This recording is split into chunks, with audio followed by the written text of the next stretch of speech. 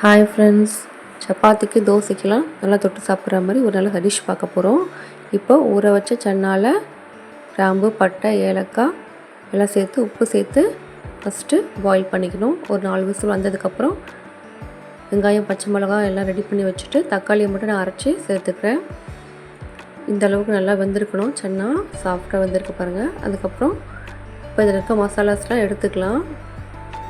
இப்போது குக்கரில் எண்ணெய் சேர்த்துட்டு அதில் சீரகம் போடுங்க. ஃபஸ்ட்டு சீரகம் போட்டுட்டு வெங்காயத்தை போட்டு வதக்கணும் நல்லா. அதுக்கப்புறம் பச்சை மிளகா சேர்த்துக்கிறேன்.